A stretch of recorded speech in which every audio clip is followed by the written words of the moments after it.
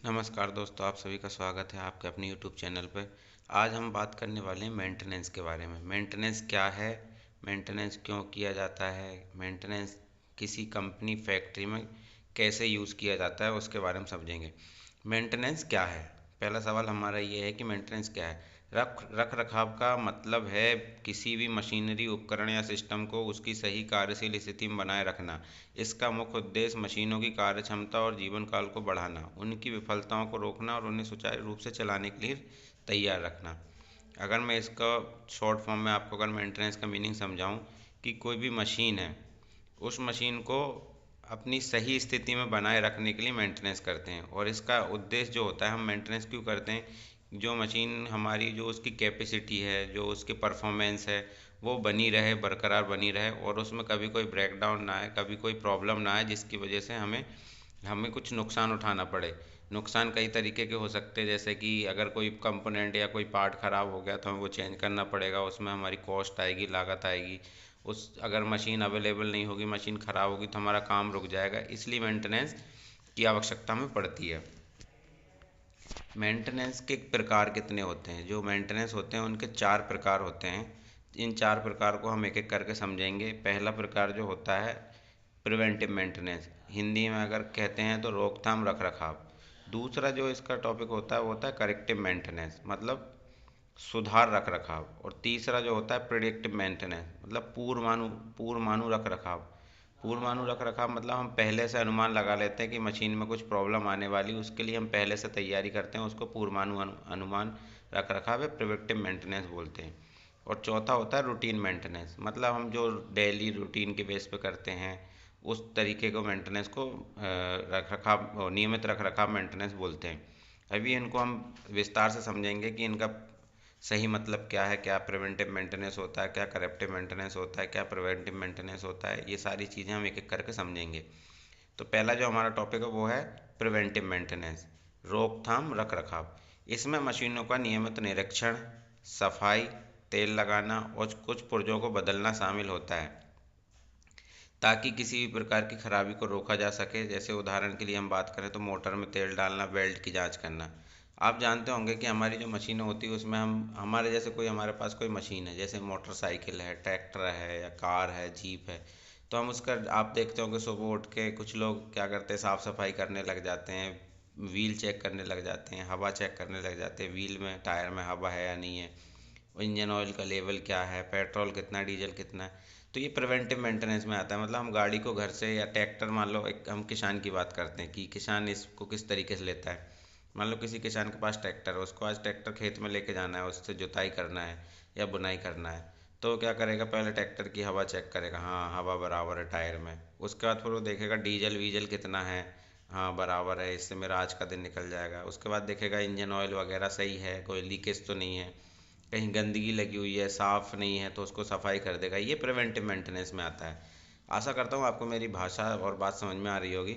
दूसरा जो मेंटेनेंस होता है वो होता है करेक्टिव मेंटेनेंस, मतलब किसी भी तरह की समस्या को ठीक करना। जब कोई मशीन या उपकरण खराब हो जाता है, अब मान लो आपका कोई ट्रैक्टर है, अब वो खराब हो गया, तो उसे ठीक करने या उसकी किसी पार्ट को, कंपोनेंट के बदलने की जो प्रक्रिया होती है उसको करेक्टिव मेंटेनेंस बोलते हैं। मान लो आपके पास कोई ट्रैक्टर है और वो अचानक ख़राब हो गया, तो उसको जब हम ठीक करते हैं या करवाते हैं उसको हम करेक्टिव मेंटेनेंस बोलते हैं।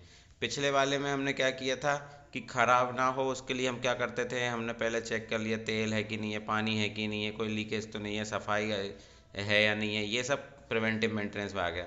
लेकिन ये ऐसा मेंटेनेंस है जिसमें अब मशीन ख़राब भी हो गई, हमारा ट्रैक्टर ख़राब भी हो गया, तो उसको हम या तो ठीक करेंगे या ठीक करवाएंगे, उसको हम करेक्टिव मेंटेनेंस बोलते हैं। तीसरा जो मेंटेनेंस होता है वो होता है प्रिडिक्टिव मेंटेनेंस, मतलब पूर्वानु रख रखाव।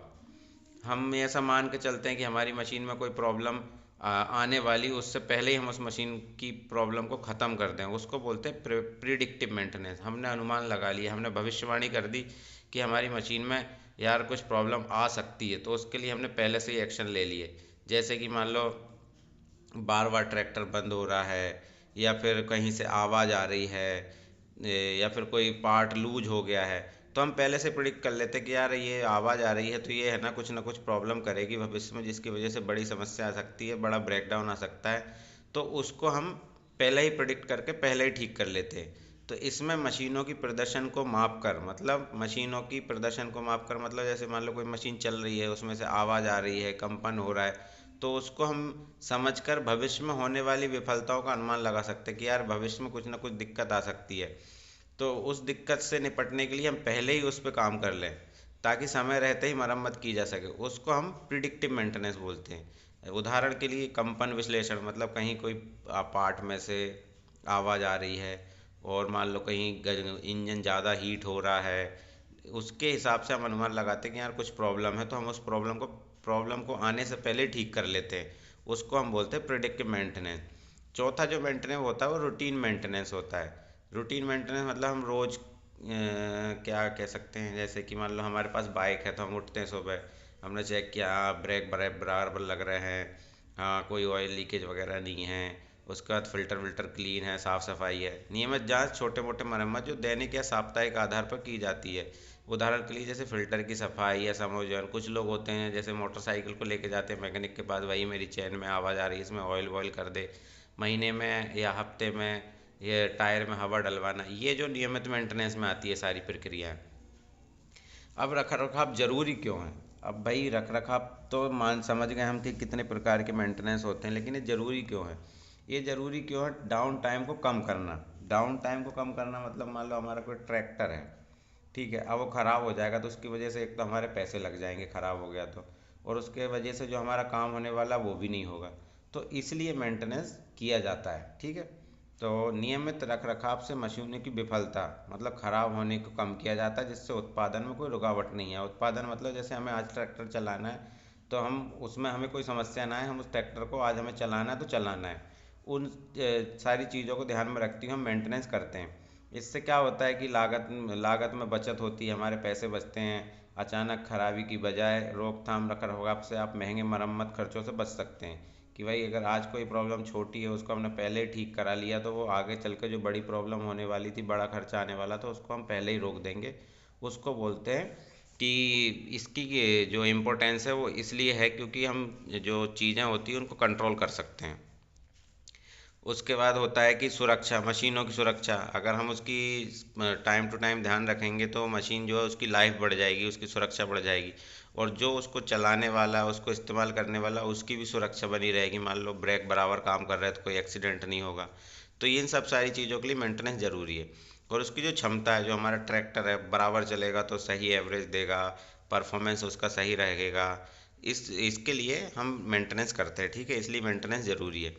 रख रखाव को सही तरीके से प्रबंधित करके भी उद्योग में उत्पादन की प्रक्रिया को सुचारू रूप से चलाने की संभावना बढ़ाई जा सकती है। मशीन सही होगी तो ऑब्वियसली है कि हमारी जो हमारा काम है वो अच्छे से होगा, उसकी उत्पादन बढ़ेगी। उसके बाद जो होता है, अगर आपको हमारा ये वीडियो पसंद आ रहा है तो आपसे रिक्वेस्ट है कि हमारे चैनल को सब्सक्राइब करें, लाइक करें और हमारे वीडियो को शेयर करें। बहुत बहुत धन्यवाद। मिलते हैं नेक्स्ट वीडियो में नए टॉपिक के साथ। Thank you.